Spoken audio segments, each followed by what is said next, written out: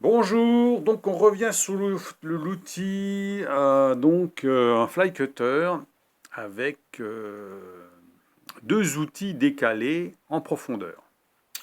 Donc je m'explique, hein, j'ai fait des vidéos là-dessus, je les ai supprimées parce qu'apparemment mon explication n'a pas convaincu. Alors je vais essayer de le faire en dessin qu'on comprenne mieux, comme ça au moins il n'y aura pas d'histoire. D'abord je ne sais même pas pourquoi il y a des histoires, parce qu'en fait si on le fait dans le mauvais sens, ça marche pas. Bon, c'est tout, hein. Donc alors, là, j'ai un fly cutter qui est à la base, les deux outils de coupe sont à la même profondeur. Ça ne sert pas à grand chose puisque de toute façon, quand vous mordez dans l'acier, il y en a un qui va travailler avant l'autre. On est d'accord. Donc le deuxième ne fera rien.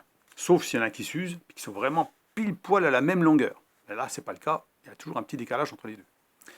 Donc c'est toujours celui qui est devant qui va couper en premier. Ça, on est d'accord. Jusque-là, pas de souci. Donc là, par contre, les deux outils sont décalés en profondeur. Ça veut dire qu'ici, nous avons un outil qui est décalé de 0,2 par rapport au premier. Ça veut dire qu'il y a deux outils qui sont décalés de 0,2 mm. Ce qui fait qu'il y en a un qui va prendre 0,2, et le deuxième arrive derrière et prend aussi 0,2 en plus. Ce qui fait que ça fait un effet comme ça, d'escalier. Voilà, on voit les deux outils ici, à l'effet d'escalier. 0,2 plus 0,2. Voilà. Alors qu'avant, c'était, bon, voilà, 0,2, point. On ne fait pas 0,4 avec ce genre d'outil, puisqu'automatiquement, il n'est pas conçu pour. Il n'est pas conçu pour enlever 0,4 d'un coup, hein. Déjà, vu la grosseur, là, on a beaucoup on a un diamètre assez important, donc on ne va pas trop s'amuser. Il faudrait vraiment tourner doucement pour prendre une grosse passe. Ça veut dire que si vous voulez prendre des grosses passes de profondeur, il faut tourner tout doucement. On est d'accord, comme un tourteau, par exemple. Un tourteau, plus le diamètre est gros, plus il faut tourner doucement. Enfin, tourner doucement, il faut quand même une certaine vitesse, mais il faut quand même avancer surtout doucement. Hein, c'est ça le problème. Alors que moi, je ne peux pas tourner doucement. En général, je fais à peu près 1 mm par seconde d'avance. Je crois que c'est entre, voilà, c'est à peu près mon rythme quand je fais du surfaçage. Puis j'aime pas aller trop doucement parce que c'est vraiment chiant de tourner le manivelle doucement, doucement. J'ai pas d'avance auto, donc voilà. Donc moi, c'est mon avance. Pour faire une pièce de 7,5 cm, il me faut Euh, j'avais regardé à peu près une minute, un tout petit peu plus d'une minute, voilà, pour 7,5 cm de surfaçage, hein, d'avance. Donc voilà, donc le principe alors vous allez dire, pour ça sert à rien ton truc là, puisque de toute façon, si on enlève 0,2, on fait une deuxième passe derrière de 0,2, c'est exactement pareil. Oui, donc ça évite de faire une passe supplémentaire déjà, si on a un fly cutter. Et ça, on a l'avantage aussi, c'est par exemple quand vous faites, alors je l'ai fait là bien sûr, quand vous faites par exemple du dégrossissage d'une pièce qui a été en brut de scie, vous avez genre des dents comme ça, hein, en surface. Et là forcément vous avez ben, une surface dégueulasse. Alors en général qu'est-ce qu'on fait? Ben, on passe un coup de fraise droite, hein, ou un tourteau pour ceux qui ont un tourteau, mais là il n'y a pas besoin de fly cutter, hein. À la limite aussi c'est vraiment le fly cutter, c'est vraiment pour faire une surface bien lisse, hein, bien propre. Donc on a cette surface dégueulasse comme ça.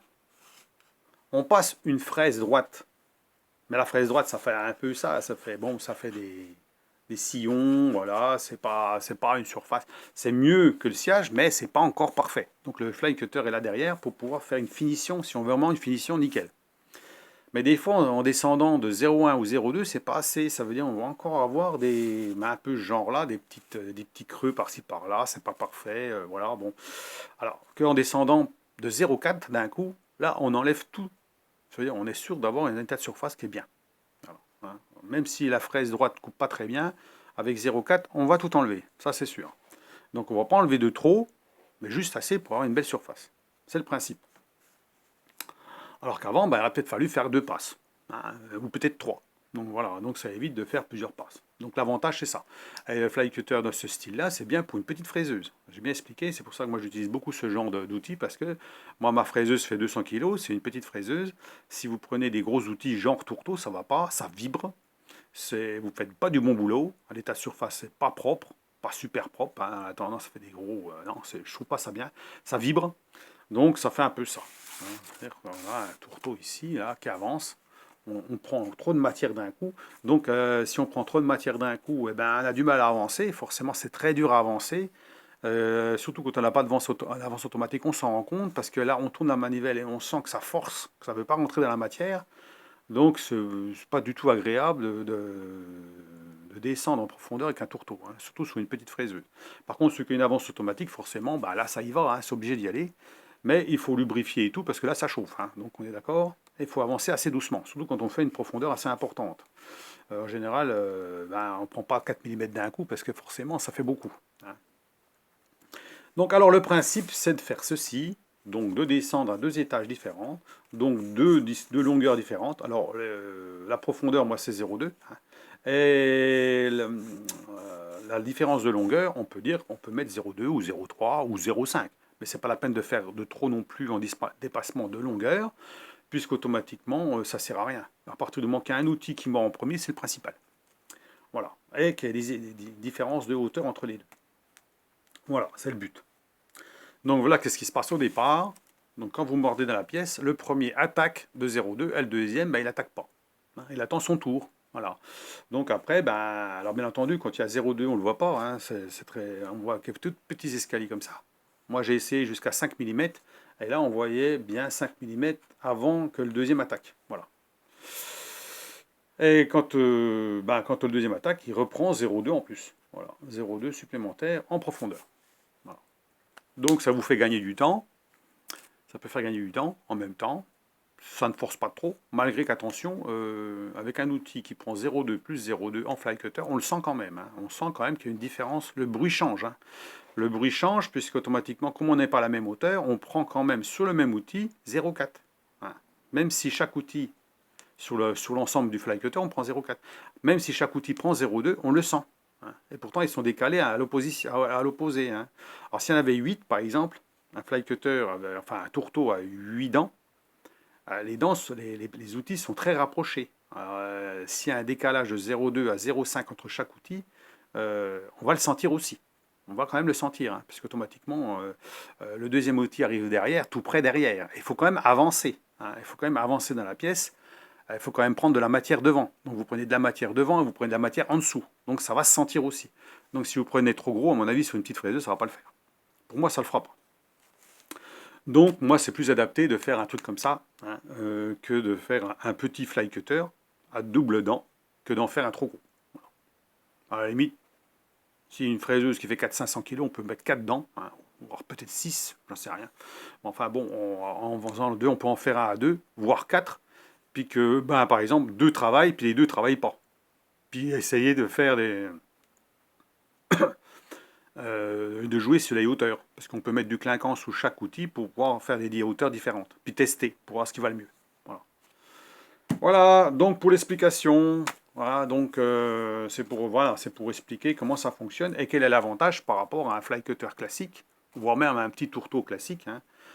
Quand on n'a pas d'avance auto, ben, c'est peut-être bien d'avoir un système comme ça qui permet d'aller assez vite quand même. Je vous dis, je mets à peu près, je fais à peu près 1 mm par seconde d'avance à 900 tours par minute. Alors, sur un fly cutter, bon, il y en a qui m'a dit vous tournez trop vite. Il a raison. Sur un gros outil, on doit tourner doucement. Plus le diamètre est gros, plus on doit tourner doucement. C'est logique. Mais qu'un fly cutter, on ne peut pas. C'est-à-dire on ne peut pas, puisqu'automatiquement, si on le fait en voie doucement, on ne peut pas usiner. Ça ne va pas. Ça veut dire qu'on va faire, on va faire ça. Hein. Voilà ce qui va se passer. Parce qu'en fait, comme on n'a qu'une dent ou 2 dents, eh ben, on va faire des stries très très importantes. Pourquoi? Parce qu'il faudrait vraiment avancer tout doucement, tout doucement, tout doucement. C'est pas possible avec une manivelle d'avancer tout doucement. Il faudra avoir une avance très très... un moteur pas à pas qui avance vraiment tout doucement. Hein, et puis à ce moment-là, ça peut le faire. Mais à 900 tours, là, vous avez les stries qui sont vraiment l'une contre l'autre. Et à ce moment-là, ben, ça fait un état de surface qui est propre. Voilà. Hein. Et si on va plus vite que 900 tours, ben là, on fait des étincelles. Ben, ça fait des copeaux qui sont bouillants, qui sont incandescents et qui risquent de vous brûler. C'est pas la peine. Donc à 900 tours, j'ai trouvé que c'était bien comme ça. Donc voilà, c'est pour ça que j'explique qu'un fly cutter, c'est bien. Alors sur l'aluminium, ça pose aucun problème, hein, mais sur l'acier, si on tourne, voilà, il faut une certaine vitesse, on va dire. Voilà.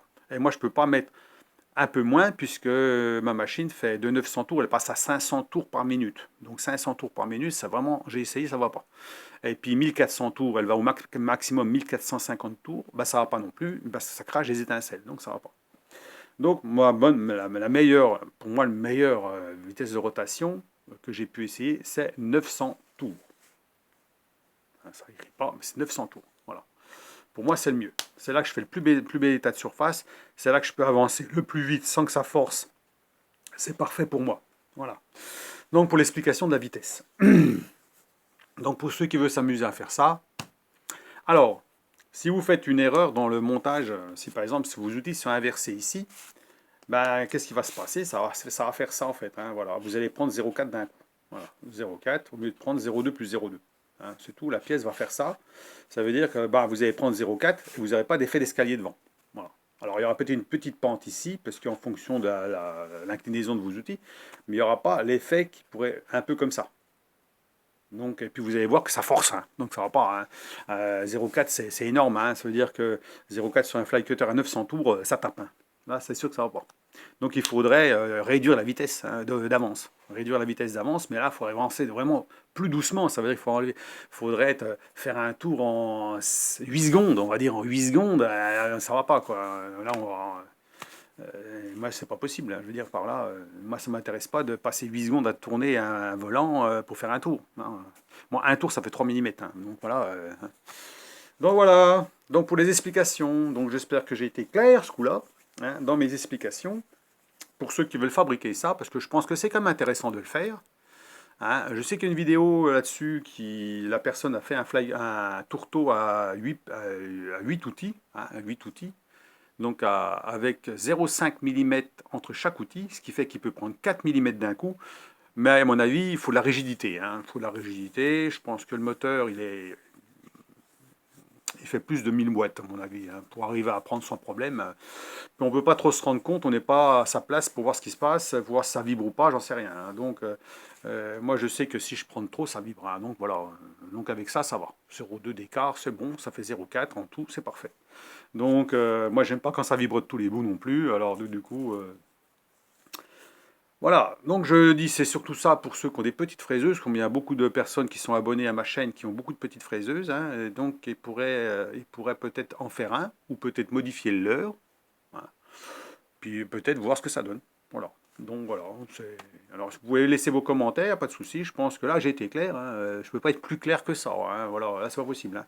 Donc moi, j'ai fait la démonstration. J'ai fait une première vidéo. J'ai fait la démonstration. Ça n'est pas convaincu parce que bon, apparemment, je me suis mal expliqué. Donc j'ai effacé la vidéo. La deuxième, j'ai fait une deuxième vidéo en essayant de mieux expliquer.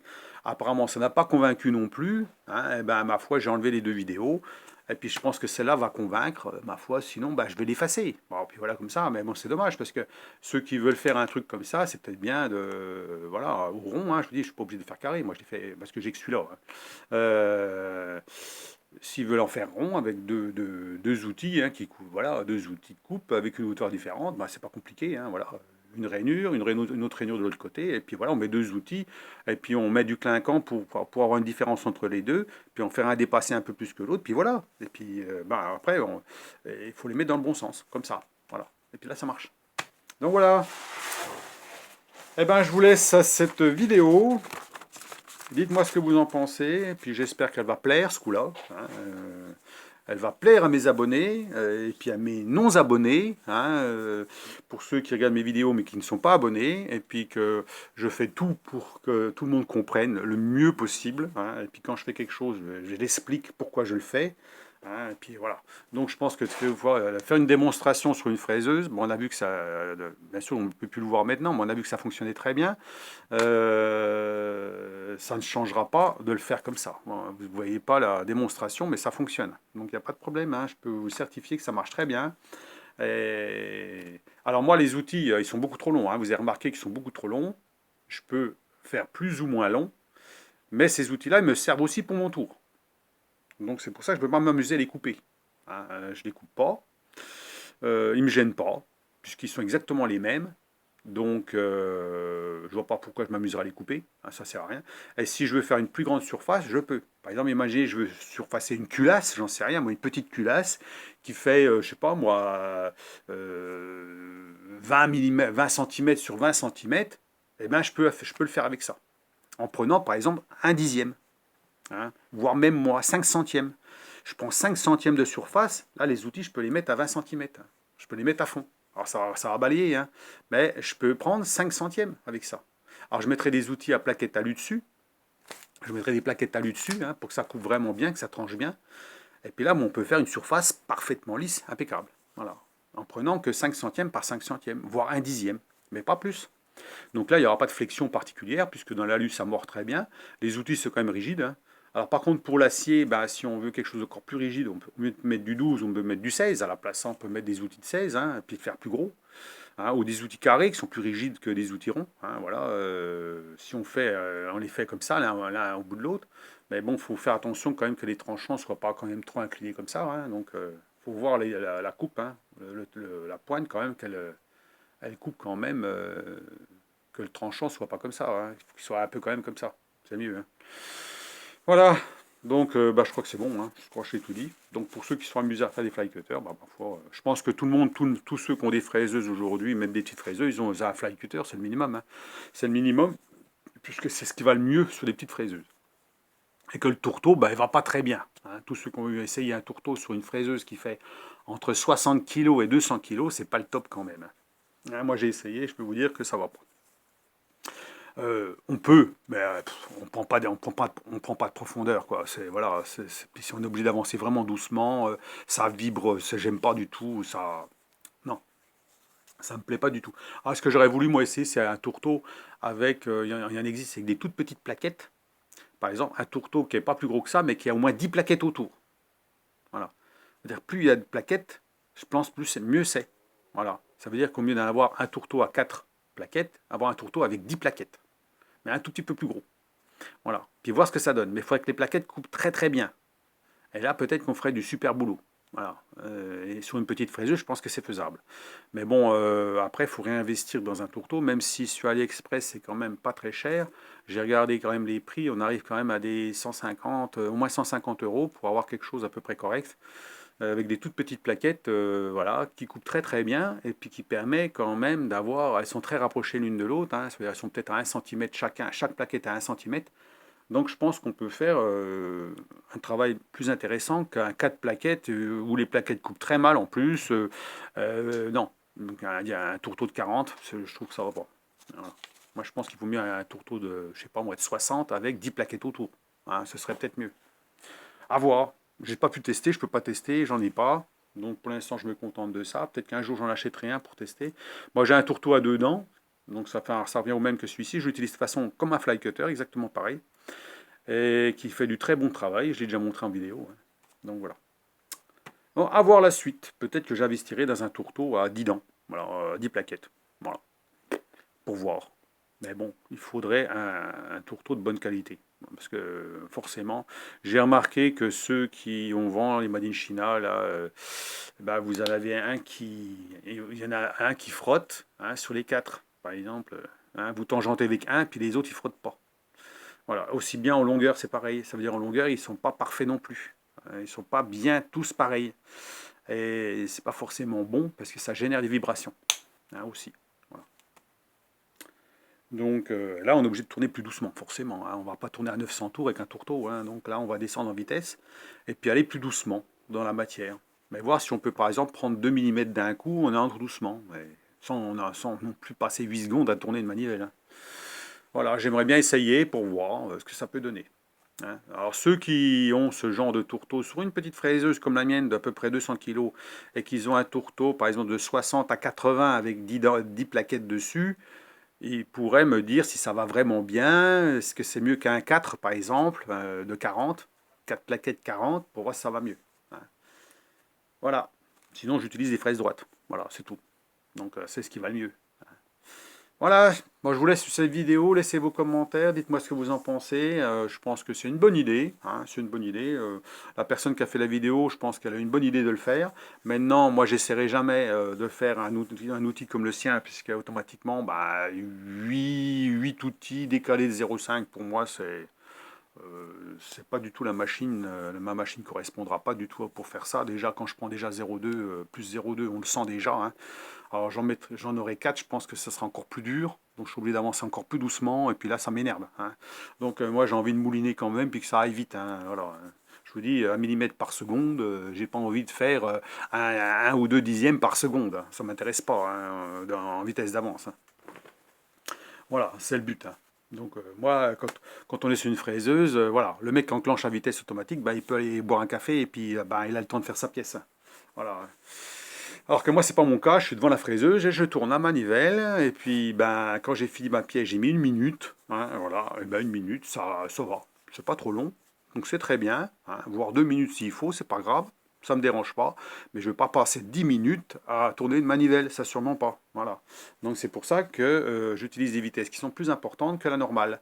Et j'ai eu une personne qui était pro dans le métier qui m'a dit justement que j'allais trop vite. Voilà, j'allais trop vite, que c'était pas bon. Mais comme je dis, ben, le problème c'est que je vais vite, mais je descends pas profond. Ce qui fait que automatiquement, eh bien, en fait, ça revient au même. Voilà, ça veut dire que là, bien sûr, je vais pas à la vitesse, je vais pas aller trop vite non plus pour pas faire des décopeaux tout brille, tout incandescent puis que ça brûle. Donc j'ai une vitesse qui correspond à ma machine en profondeur qui correspond à ma machine. Et puis là, ça va très bien. Et mon avance correspond à l'avance que j'ai envie de faire. Voilà, je sens la machine, moi, c'est ça. Hein, je travaille avec. Si je vois que je vibre, ça vibre, c'est que ça va pas. Voilà, donc alors que quelqu'un qui a une grosse machine, lui, il sent rien du tout. Hein, et puis vas-y, hein, il enclenche la vitesse automatique. Il sait qu'il faut tant d'avance pour telle profondeur et tout, eh ben, il s'occupe pas, hein, et puis il arrose en permanence, puis c'est terminé, quoi. Je dis, voilà, il faut, pour faire une grande pièce comme ça, il lui faut, par exemple, je sais pas, moi, 10 minutes, hein, bah, et voilà, 10 minutes, il attend de boire un café, c'est sûr, voilà. Alors que moi, c'est pas mon cas. Donc voilà pourquoi certains me disent, bah, tu vas trop vite, voilà, par rapport à d'autres qui diraient, ben voilà, par rapport au diamètre, je vais trop vite, c'est vrai. Voilà, je vais trop vite, mais je descends pas profond. Voilà, c'est la différence. Donc voilà, c'est pour l'explication. Hein, donc on fait avec la machine qu'on a. Hein. Essayez avec un tourteau sur une fraiseuse sans avance automatique, avec un tourteau qui fait 100 mm, eh ben, de prendre 3 mm d'un coup, par exemple, je sais pas, moi, prendre 3 mm d'un coup, puis sans avance automatique, puis tourner, vous allez voir ce que ça va donner. Hein. À mon avis, ça va faire ça. Hein. Donc, ça va pas aller du tout. Hein, parce que vous allez avoir, forcément, en avance manuelle, vous allez avancer trop vite. Donc, de toute façon, vous allez avancer trop vite. Hein. Regardez, un tour, c'est 0,1 mm par tour de rotation. Ça avance vraiment doucement. Et si on veut vraiment un état de finition bien meilleur, il faut descendre en dessous les 0,1. Pas trop descendre non plus, mais on descend un petit peu en dessous 0,1. Et là, vous avez plus de stries, pour ainsi dire. Ça veut dire que vous faites vraiment un état de surface impeccable. Essayez de mettre une ébauche à 0,4, par exemple, au lieu de 0,1. Vous prenez 0,4, vous allez voir la différence. Hein. Voilà, vous faites un état de surface dégueulasse, et puis votre outil va prendre trop de matière d'un coup, donc ça ne va pas. Donc voilà. Hein, sur un petit tour, je pars aussi, un petit tour, hein, comme le mien, hein, je ne parle pas d'un gros tour. Hein. Mais moi, j'ai mon ébauche, c'est 0,2. En finition, c'est 0,1 sur mon tour, on avance. Ben, quand j'ai ici en 0,2, c'est pas beau. On ne fait pas un bel état de surface. Voilà. Voilà.